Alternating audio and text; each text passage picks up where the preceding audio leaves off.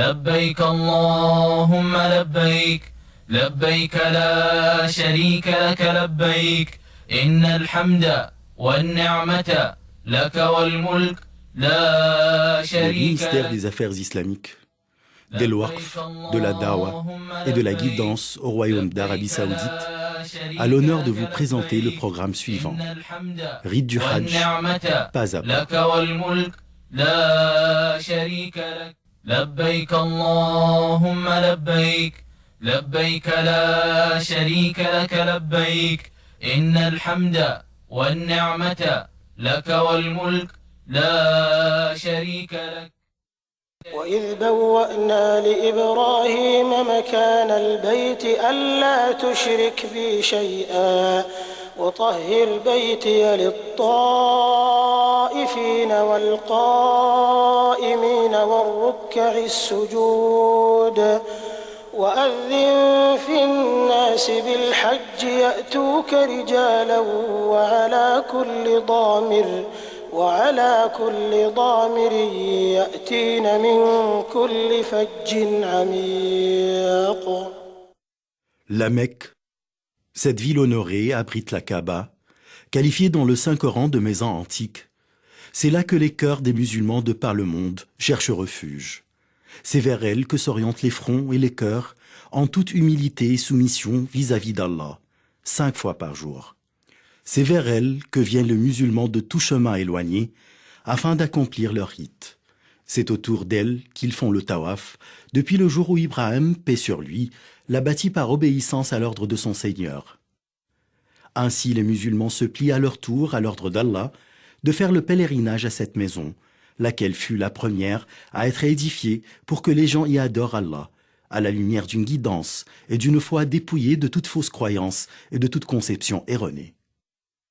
إن أول بيت وضع للناس للذي ببكة مباركا وهدى للعالمين فيه آيات بينات مقام إبراهيم ومن دخله كان آمنا ولله على الناس حج البيت من استطاع إليه سبيلا ومن كفر فإن الله غني عن العالمين.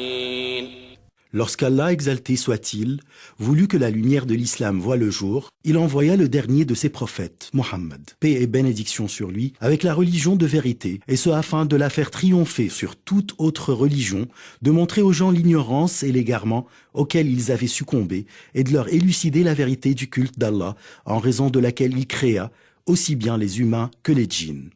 Il fut dûment constaté que le prophète, paix et bénédiction sur lui, dit: l'islam est bâti sur 5 piliers. L'attestation que nul n'est digne d'être adoré en dehors d'Allah et que Mohammed est le messager d'Allah, la pratique de la prière, l'acquittement de l'aumône légale, le jeûne du ramadan, l'accomplissement du pèlerinage à la Mecque. Le hajj est donc l'un des piliers de l'islam. Un musulman qui a les moyens d'accomplir le hajj n'aura la foi parachevée que s'il l'accomplit. Le hajj est le 5e pilier de l'islam. Il est obligatoire pour tout musulman pubère, sain d'esprit et libre, une seule fois au cours de sa vie, à condition qu'il soit capable de l'accomplir aussi bien au niveau financier que sanitaire. En effet, des millions de pèlerins affluent vers les terres saintes afin d'accomplir ces rites, ayant foi en l'éminence du statut de cette obligation religieuse et en l'importance de fournir des meilleurs services à quiconque vient s'acquitter de cette obligation. Le gouvernement du serviteur des 2 saintes mosquées, le roi Abdallah ibn Abdelaziz, a mis en œuvre tous ses moyens matériels et humains et a orienté tous ses ministères vers le service de hôtes de Rahman, Allah, afin de leur assurer le confort et la sécurité dès leur arrivée sur les territoires saoudiens et jusqu'à leur retour dans leur pays, entourés de la protection d'Allah, exalté soit-il. Vous allez réaliser, chers frères, que nombre de projets, de services et de programmes diversifiés furent élaborés et mis à votre disposition afin de vous assurer confort, sécurité et bien-être. N'hésitez pas alors à en profiter. Vous êtes le bienvenu, cher hôte, au sein du pays des 2 saintes mosquées. الحج أشهر معلومات فمن فرض فيهن الحج فلا رفث ولا فسوق ولا جدال في الحج وما تفعلوا من خير يعلمه الله وتزودوا فإن خير الزاد التقوى واتقون يا أولي الألباب. Il existe 3 types de hajj, connus sous le nom de nusuk. Chacun se distingue par une qualité et des obligations qui doivent impérativement être remplies pour que le hajj soit valable. Ces 3 nusuk sont at-tamattu', al-qiran, al-ifrad. Le meilleur de ces 3 types étant le tamattu', qui s'effectue en entrant en état de ihram avec l'intention d'accomplir une umra lors des mois du hajj. Ensuite, en achevant le tawaf, le sa'i et le raccourcissement des cheveux, le pèlerin quitte ainsi l'état de l'ihram. Or, le 8e jour du mois de Dhul Hijjah, il entame encore une fois l'ihram dans l'intention du hajj cette fois, à partir du lieu où il se trouve à ce moment-là. Il se dirige ensuite vers les lieux saints et accomplit le hajj. Il est tenu de faire un sacrifice ou, s'il n'en a pas les moyens, de jeûner 3 jours au cours du hajj et cette autre une fois rentré chez lui. Quant au hajj du type qiran, il consiste à entamer le ihram en combinant les 2 intentions du hajj et de la umra ensemble, en se disant « labbayka umratan wa hajjan ». Une fois arrivé à la Mecque, le pèlerin doit accomplir le tawaf al-qudum ainsi que le sa'i du hajj et de la umra, et ce tout en préservant son ihram sans jamais se désacraliser. Le 8e jour, il se dirige vers les lieux saints s'acquit des autres rites formés des 2 rites distincts, à savoir le hajj et la umra. Il doit offrir un sacrifice et si, faute de moyens, il n'y parvient pas, il devra jeûner 3 jours au cours du hajj et cette autre une fois rentré chez lui. Reste le hajj du type ifrad, lequel consiste à entrer en état de ihram avec l'unique intention d'accomplir le hajj. Arrivé à la Mecque, le pèlerin accomplit le tawaf, le sa'i et préserve son état de ihram jusqu'à la fin des rites. Il ne lui incombe pas de faire un sacrifice car il n'a pas combiné la umra au hajj. Le meilleur de ces types de hajj est le tamattu', suivi du qiran, puis enfin le ifrad. Chers frères, si vous comptez voyager à la Mecque, afin d'accomplir les rites du hajj et de la umra, il vous sera impératif d'entrer en état de ihram à partir d'un des miqat que le prophète, paix et bénédiction sur lui, détermina à savoir. Dhul Hulayfa, le miqat des habitants de Médine connu aussi sous le nom de Abyar Ali. Al-Juhfa, le miqat des habitants du Sham, il est situé à proximité de la ville Rabigh. En effet, les gens entament aujourd'hui leur ihram à Rabigh. Qarn al-Manazil, il est situé à Najd et aussi sous le nom de As-Sayl al-Kabir. Yalamlam, le miqat des habitants du Yémen, sachant qu'ils entrent en état d'ihram à partir des Saadiyya. Dhat Irq, le miqat des habitants de l'Irak. Quant aux habitants de la Mecque, ils entament leur ihram pour le hajj à la Mecque même. Ceci dit, il incombe à quiconque passant par ces miqats dans l'intention d'accomplir le hajj ou la umra d'entamer l'ihram à partir du miqat correspondant à sa provenance. Or, celui qui dépasse intentionnellement son miqat sans entrer en état d'ihram doit impérativement y retourner et entamer son ihram. Sinon, il est tenu d'expier sa faute en sacrifiant une brebis à la Mecque et en distribuant sa chair aux pauvres.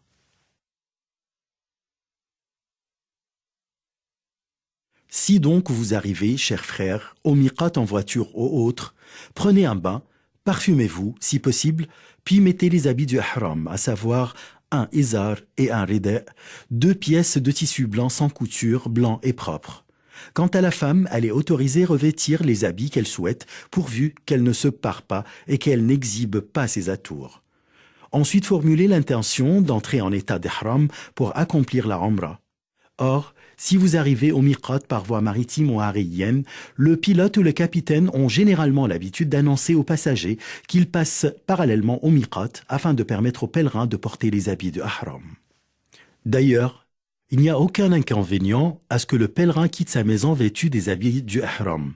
Le cas échéant, il entamera la talbiya comme signe de son entrée en état d'ihram dès que le navire ou l'avion passera parallèlement au miqat. Notant que la talbiya se fait à haute voix par les hommes et non les femmes.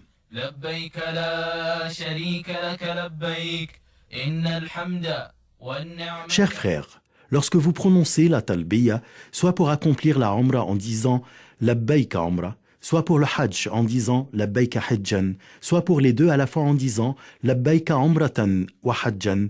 Vous avez ainsi entamé les rites et il vous est désormais prohibé de commettre toute action interdite lors de l'ihram. À savoir, de se couper les cheveux ou les ongles, si vous en perdez involontairement quelques-uns, ou si vous en coupez par oubli ou par ignorance de cette interdiction, il n'y aura aucun inconvénient. De se parfumer le corps ou les vêtements, quant aux traces du parfum mis préalablement à votre entrée en état d'ihram, ceci n'est pas prohibé. De procéder à la chasse des animaux, soit en les tuant, soit en les poursuivant, soit en aidant autrui à les chasser. D'abattre les arbres ou de couper les plantes de la zone sacrée. D'ailleurs, ceci est prohibé aussi bien pour celui qui est en état d'ihram que pour celui qui ne l'est pas. De ramasser les objets trouvés dans la zone sacrée à moins que vous les annonciez. De demander une femme en mariage ou de conclure un contrat de mariage pour soi ou pour autrui. Est également prohibé tout rapport sexuel aussi bien que ses préliminaires s'y sont accompagnés par un désir ardent d'accomplir l'acte sexuel. Pour la femme en état d'ihram, il est interdit de porter des gants ou de se voiler le visage, à moins qu'elle soit en présence d'hommes non mahram. Le cas échéant, il lui sera obligatoire de se voiler le visage comme si elle n'était pas en état d'ihram. De se couvrir la tête lors du ihram avec tout ce qui peut toucher la tête, mais il n'y a aucun inconvénient à ce que l'homme en état d'ihram se serve d'un parasol, sombrage sous le plafond du véhicule ou porte les bagages sur la tête. Même s'il se couvre la tête par oubli ou par ignorance de cette interdiction, qu'il ôte ce dont il se couvrait la tête dès qu'il se rappelle ou dès qu'il apprend le jugement de la charia à cet égard. De porter une chemise ou tout vêtement cousu en général pour couvrir le corps entièrement ou partiellement, tels les capes, les pantalons, les turbans et les chaussons, à moins que l'homme en état d'ihram ne trouve pas de izar. Le cas échéant, il peut porter un pantalon. De même, s'il ne trouve pas de sandales, il peut alors porter des chaussons sans inconvénient. Il est permis à la personne en état d'ihram de mettre des sandales, de porter une bague, des lunettes, une montre, un sonneton, une ceinture et un porte-monnaie pour garder son argent et ses papiers. Il lui est permis également de changer les habits du ihram, de les nettoyer et de se laver la tête et le corps. Même si quelques cheveux tombent malgré lui ou encore s'il se blesse, il n'y aura aucun inconvénient. Contrairement à ce que beaucoup de gens croient, il n'y a pas de prière particulière à accomplir pour entrer en état d'ihram. Mais il incombe au pèlerin d'observer les obligations de sa religion, comme à titre d'exemple, le fait d'accomplir la prière collective au moment prescrit, d'éviter de commettre toute infraction à l'obéissance vis-à-vis d'Allah, exalté soit-il, tels les péchés, l'obscénité et les perversités auxquelles succombent d'autres musulmans égarés. Arrivé à la Mecque où se trouve la Kaaba ou la maison antique d'Allah, il est préférable que celui qui est en état d'ihram prenne un bain dès son arrivée. En entrant à la Masjid al-Haram, le pèlerin entre par le pied droit en disant « A'udhu billahi al-azim, wa wajhihi al-karim, wa sultanihi al-qadim, min ash-shaytan al-rajim, Allahumma aftah li abwaba rahmatik » En effet, il est préconisé de dire cette invocation en entrant dans toute mosquée en général. Ensuite, le pèlerin se dirige vers el Kaaba afin d'entamer le tawaf. Selon la sunna, l'homme doit observer al-ittiba, c'est-à-dire le fait de laisser son épaule droite découverte et de s'envelopper de son rida, de sorte que le milieu de celui-ci passe par-dessous l'aisselle droite et de couvrir avec ses extrémités son épaule gauche. Ensuite, le pèlerin doit entamer le tawaf qui se compose de 7 parcours à commencer de la pierre noire. S'il parvient à y accéder, qu'il l'embrasse si possible sans jamais gêner les gens, ni en les poussant, ni en les bousculant, les insultant ou les frappant. Tout acte de la sorte serait une faute vu le préjudice qui en découle à l'égard des musulmans. Il suffit en l'occurrence de pointer vers la pierre noire de loin en disant « Allahu Akbar ». Ensuite, le pèlerin commence son tawaf en évoquant Allah, exalté soit-il, en implorant son pardon, en faisant les invocations qu'il désire ou en récitant le Coran, et ce sans jamais élever sa voix en faisant des invocations particulières, à l'exemple de certains, car ceci brouille les autres pèlerins. Une fois arrivé, cher pèlerin, au coin yéménite, touchez-le de votre main si possible, mais ne l'embrassez pas, et ne vous frottez pas non plus contre lui, comme ceux qui en le faisant contreviennent à la sunna du prophète, paix et bénédiction sur lui. Si vous ne parvenez pas à toucher le coin yéménite, poursuivez votre parcours sans pointer vers lui, ni prononcer le tekbir. Notons également que selon la sunna, il est préférable que le pèlerin dise, lorsqu'il se trouve entre le coin yéménite et la pierre noire, « Rabbana atina fid dunya hasana wa fil akhirati hasana wa qina adhab an-nar » Le pèlerin achève ainsi son tawaf de cette même manière jusqu'à ce qu'il termine 7 parcours, commençant par la pierre noire avec chaque parcours et finissant par le retour à ce même point de départ. Selon la sunna, le pèlerin doit observer ar-ramal, c'est-à-dire le fait de marcher à pas rapides et rapprochés, et ce seulement lors des 3 premiers parcours de tawaf al-qudum.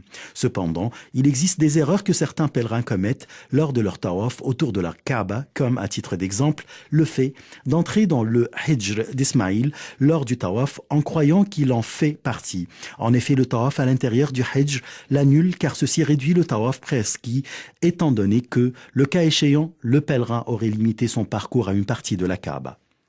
De toucher tous les coins de la Kaaba et peut-être même ses murs, de les caresser, de se frotter contre sa housse, sa porte et Maqam Ibrahim, car tout ceci est prohibé et fait partie de Beda ou innovations religieuses, lesquelles ne sont puisées dans aucune des sources de la Sharia et ne furent jamais entreprises par le prophète.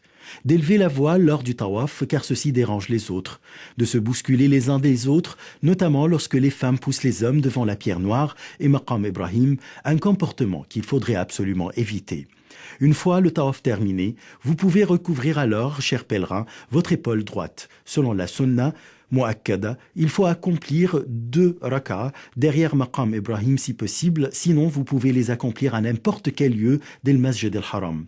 Après Al-Fatiha, vous récitez la sourate del Kafirun au cours de la première rak'ah et la sourate del Ikhlas au cours de la seconde. Cependant, il n'y a aucun inconvénient si vous récitez d'autres sourates.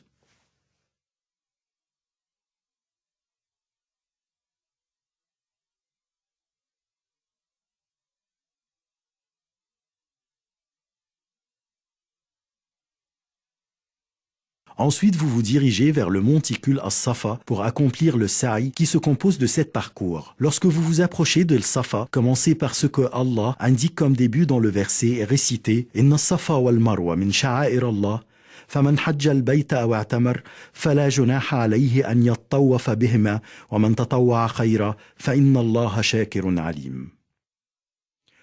Escaladez ensuite le monticule Safa en faisant face à la Kaaba, puis répétez à 3 reprises Alhamdulillah, ensuite Allahu Akbar 3 fois tout en levant les mains pour invoquer Allah. Vous répétez ensuite à 3 reprises La ilaha illallah wahdahu la sharika lah, lahul mulk wa lahul hamd wa huwa ala kulli shay'in qadir.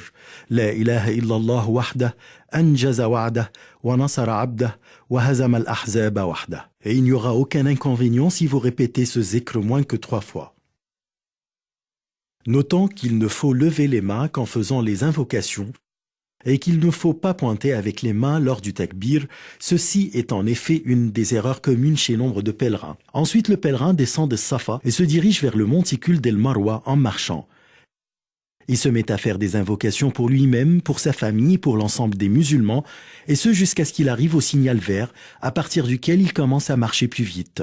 Notant que cette accélération s'applique uniquement aux hommes et non aux femmes. Une fois arrivé au second signal vert, il reprend la marche à la vitesse habituelle jusqu'à ce qu'il arrive à El Marwa. Là, il s'oriente vers la Kaaba et répète le dhikr qu'il avait récité en escaladant As-Safa, suivi des invocations qu'il veut.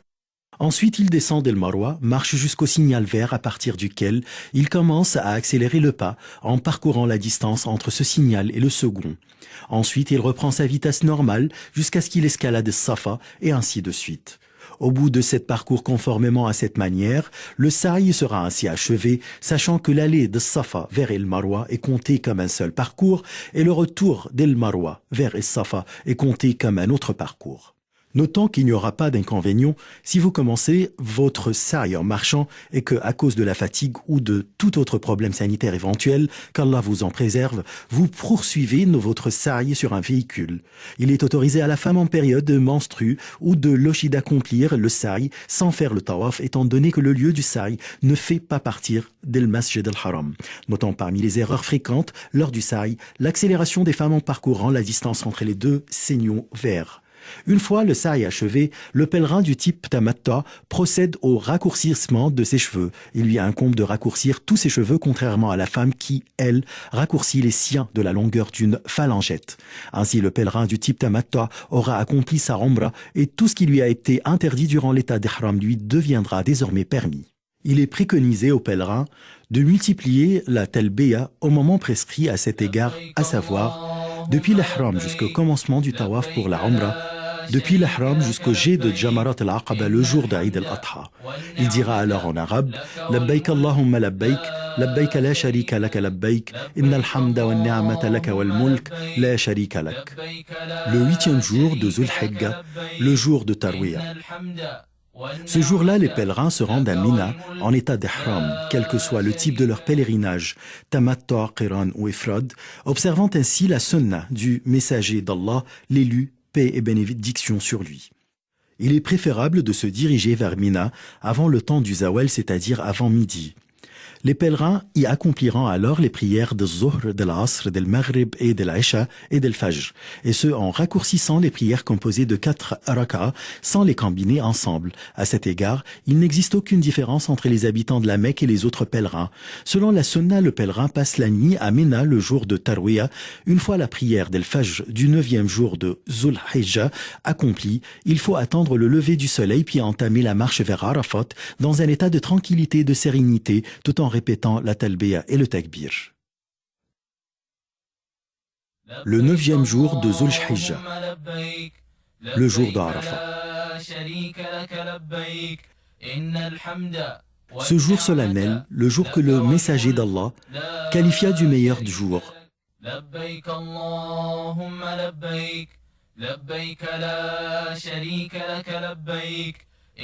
Les foules de pèlerins déferlent vers le mont Arafat et y stationnent depuis le lever du soleil jusqu'au crépuscule. Il est préconisé, selon la sunna, que le pèlerin fasse station à Namira si possible. Sinon, qu'il s'assure de stationner dans les limites de Arafat. D'ailleurs, il existe des signes et des panneaux indiqués ces limites. En effet, toute la région de Arafat est propre au stationnement. Ce jour éminent, tâchez, mon frère, de vous concentrer à répéter la talbiya et le dhikr, et de vous évertuer à faire des invocations en faveur de vous-même, de votre famille, de vos enfants et de l'ensemble de vos frères musulmans. Au moment de la prière d'El-Zohr, l'imam prononce un serment destiné à rappeler les pèlerins et les exhorter et à les guider vers le droit chemin. Ensuite, il préside la prière d'El-Zohr, puis celle d'El-Asr, qui sera accomplie d'avance. Les deux prières seront alors raccourcies et accomplies à la même heure d'El-Zohr, à l'instar du messager d'Allah, paix et bénédiction sur lui, et ce sans accomplir de prière surérogatoire, ni entre les deux prières, ni avant elles. Il est conseillé d'éviter de commettre les erreurs qui risquent de vous faire perdre la rétribution et la récompense de ce jour éminent et de cette station honorable. Parmi les erreurs que commettent certains pèlerins, notons le fait de stationner à l'extérieur des limites de Arafat et de demeurer là jusqu'au crépuscule et se diriger après vers Muzdalifa. De quitter la station de Arafat avant le crépuscule, ce qui est absolument interdit, car cela va à l'encontre de ce que fit le prophète, paix et bénédiction sur lui. De se pousser, de se bousculer les uns les autres afin d'escalader le mont de Arafat, arriver à son sommet, le toucher pour en tirer bénédiction et prier là-dessus. Ceci fait partie des bédas qui n'ont aucune origine dans la charia, outre bien entendu les inconvénients sanitaires et physiques qui en découlent. De faire face au monde de Arafat en faisant les inconvocations alors que la sunna indique de faire face à la qibla. Allahumma inni a'udhu bika min al-kufri wal-faqr wa min adhab al-qabr. La ilaha illa ant. Allahumma anta rabbi.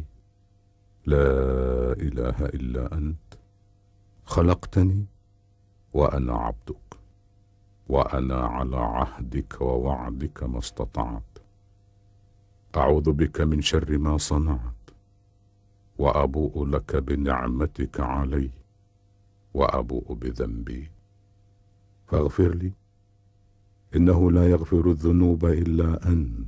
ليس عليكم جناح أن تبتغوا فضلا من ربكم فإذا أفضتم من عرفات فاذكروا الله عند عند المشعر الحرام واذكروه كما هداكم وإن كنتم من قبله لمن الضالين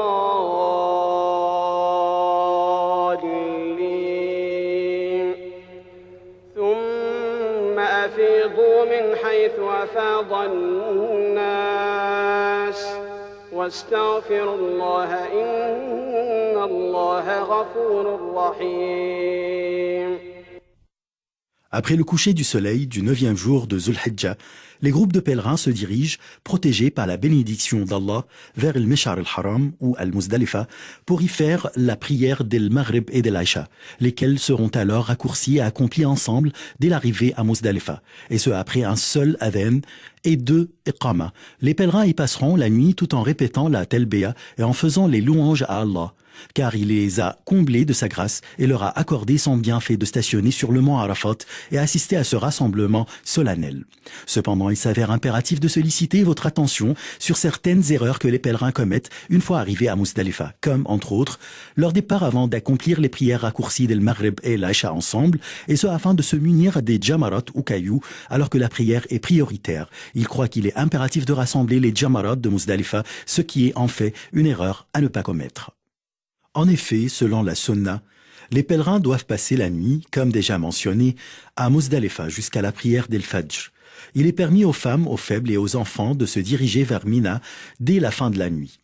Une fois de la prière d'El Fajr accomplie, il est préférable pour le pèlerin de stationner à El Mesh'ar al-Haram, amont à Muzdalifa ou à n'importe quel endroit à Muzdalifa, de s'orienter vers la Qibla, de multiplier le dhikr, le takbir et les invocations autant que possible et enfin de chercher à se munir de cailloux pour le jet des jamarot.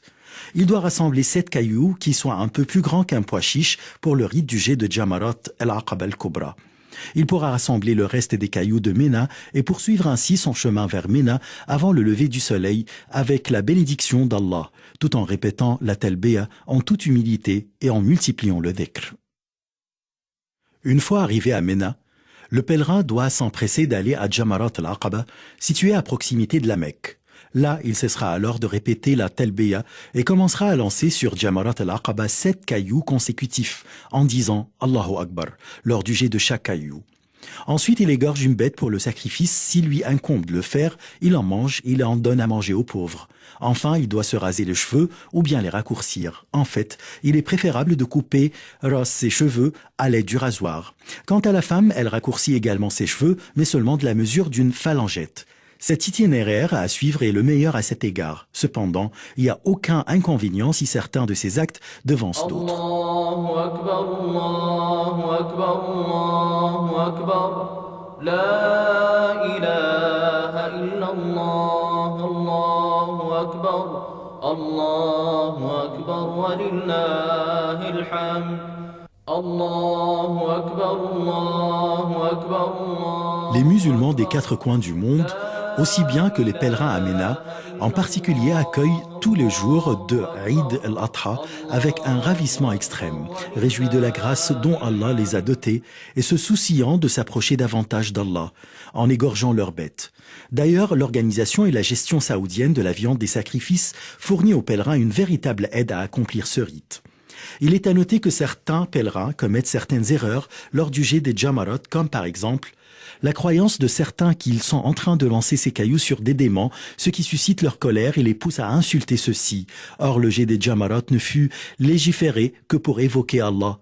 Le jet de gros cailloux, de chaussures, de morceaux de bois pour lancer les jamarot, ce qui est une exagération dans la religion et le messager d'Allah, paix et bénédiction sur lui, a interdite. Le fait de se bousculer et de lutter devant les jamarot pour accomplir le rite du jet des cailloux, ce qui est en fait une erreur fatale.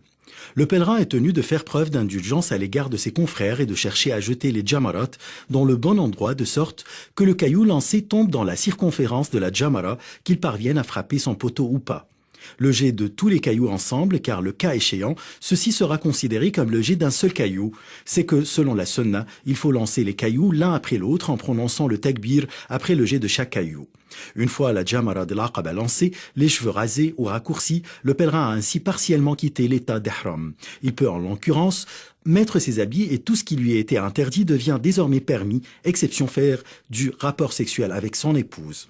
Enfin, le pèlerin se rend à la Mecque pour accomplir le tawaf d'El-Ifada, lequel est un pilier essentiel du Hajj, en l'absence duquel le Hajj ne sera pas accompli. Après ce tawaf, il entame le sa'i. Si son Hajj est du type Tamattu ou si son Hajj est du type Qiran ou Ifrad et qu'il n'avait pas encore accompli le sa'i lors de tawaf el-Qudum.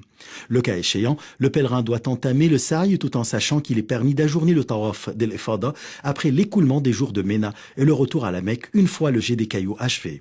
Après le tawaf et l'Ifada, le jour de Nahr, tout ce qui était interdit aux pèlerins redevient désormais permis, y compris le rapport sexuel avec l'épouse. Il retourne ensuite à Mina pour y passer les 3 jours de Tashriq, à savoir la veille du 11, du 12 et du 13 de Zulhijja. Il peut même partir au bout de 2 nuits seulement, tel que l'indique le verset. واذكروا الله في أيام معدودات فمن تعجل في يومين فلا إثم عليه ومن تأخر فلا إثم عليه لمن اتقى واتقوا الله واعلموا أنكم إليه تحشرون. Il incombe aux pèlerins de lancer les 3 jamarat au cours des jours qu'ils passent à Ména, tout en observant le takbir à chaque jet de cailloux. Selon la sunna, il est préconisé aux pèlerins de se tenir debout après le jet de la jamara soghra et la jamara al-wusta, de faire face à la qibla, de lever les mains et de faire les invocations qu'ils désirent. Or, ceci ne s'applique pas au jet des cailloux de la jamara al-oula ou la jamara al-aqaba, suite auquel le pèlerin ne s'arrête pas pour faire des invocations. Quiconque désire partir au bout de 2 jours seulement est alors tenu de jeter les 3 jamarat le 12 de Zulhijja et de quitter Ména avant le coucher du soleil. Si le soleil se couche alors que le pèlerin est encore à Ména, il devra passer la veille du 13 de Zulhijja à Ména et achever le jet des jamarat le lendemain, c'est-à-dire le jour du 13, et ce à moins qu'il se soit déjà préparé à quitter tôt. Le cas échéant, il pourra partir sans passer la nuit à Ména. Avec le retour à la Mecque, encore une fois, pour faire le tawaf autour de la Kaaba, le séjour arrive à sa fin, lorsque les délégations de pèlerins achèvent leur rite en observant tous les piliers, les devoirs et les obligations prescrits à cet égard. Le tawaf d'El-Wada' est alors la dernière étape du Hajj, se pliant ainsi à l'ordre du messager d'Allah, paix et bénédiction sur lui, qui dit à ce sujet « La yanfiranna ahadukum hatta yakuna akhira ahdihi bil bayt » Le tawaf el-Wada' est le dernier rite du Hajj que le pèlerin doit observer juste avant de regagner son pays. Personne n'est exempt de ce rite, sauf la femme en période de menstrue ou de lochi.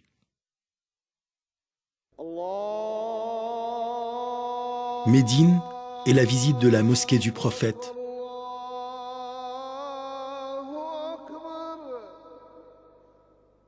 Nous nous rendons à Médine, la ville où le prophète, paix et bénédiction sur lui, immigra et fut enterré pour visiter sa mosquée, laquelle est une des 3 mosquées indiquées dans son hadith où il dit « Ne partez pas en voyage pour visiter des mosquées, à l'exception de ces 3, la mosquée sacrée, ma mosquée que voici et la mosquée d'Al-Aqsa. »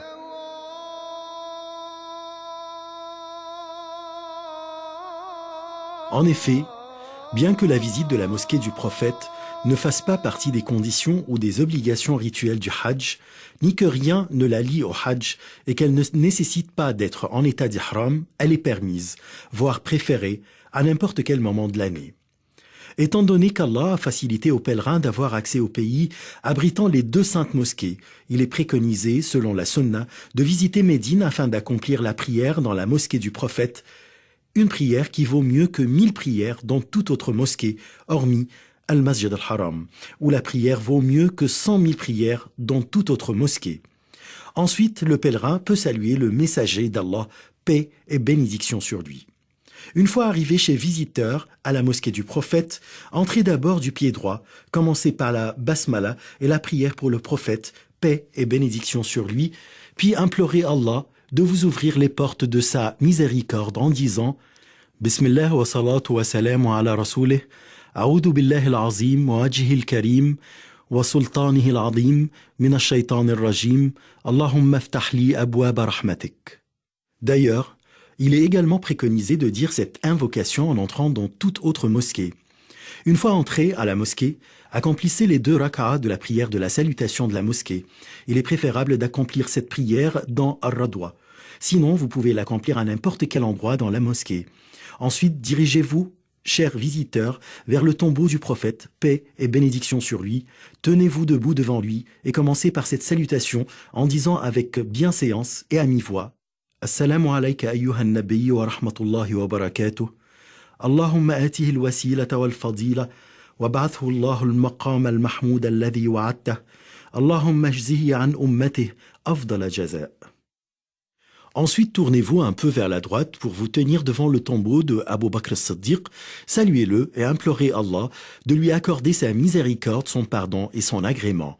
Enfin, déplacez-vous un peu plus vers la droite pour vous tenir devant le tombeau de Omar. De même, saluez-le et implorez Allah de lui accorder sa miséricorde, son pardon et son agrément.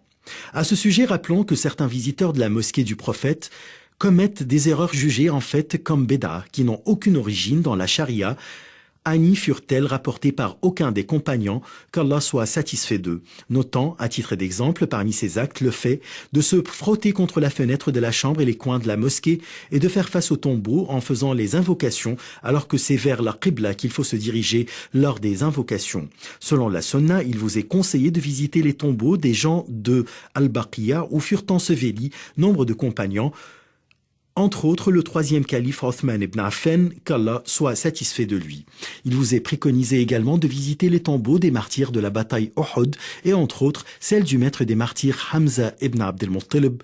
Saluez-les et sollicitez Allah en leur faveur à l'instar du prophète qui a appris à ses compagnons de dire lors de la visite des tombes Assalamu alaykum ahla diyar min al-mu'minina wal-muslimin wa insha Allah inna bikum lahiqoun nas'al Allah lana wa lakum al-afiyah. Étant donné que vous êtes à Médine, chers visiteurs, il est préférable alors, selon la sunna, que vous vous purifiez pour visiter la mosquée de Quba, la première mosquée en islam, suivant ainsi le prophète qui incita à faire la prière dans cette mosquée. En effet, il n'existe pas à Médine de mosquée ni de lieu dont la visite est préconisée à part ceci. À quoi bon faire l'effort et supporter le fardeau de se déplacer ici et là pour faire des visites qui ne seront pas récompensées? Finalement, lorsque le pèlerin regagne son pays, il doit se rappeler des rites du Hajj qu'il a accomplis. À chaque fois où il se sent tenté par un péché, qu'il se rappelle de son stationnement à Arafat, de son tawaf autour de la Kaaba, de dhikr Allah, dans les différents lieux sacrés du Hajj. Tout ceci l'aidera à se prémunir contre les péchés. Je prie Allah, le Très-Haut, de nous octroyer tous un Hajj pieusement accompli, d'absoudre nos péchés et d'agréer nos efforts. Chers frères, vous êtes le bienvenu comme hôte au sein du pays des 2 saintes mosquées, le royaume d'Arabie Saoudite. لبيك اللهم لبيك لبيك لا شريك لك لبيك إن الحمد والنعمة لك والملك لا شريك لك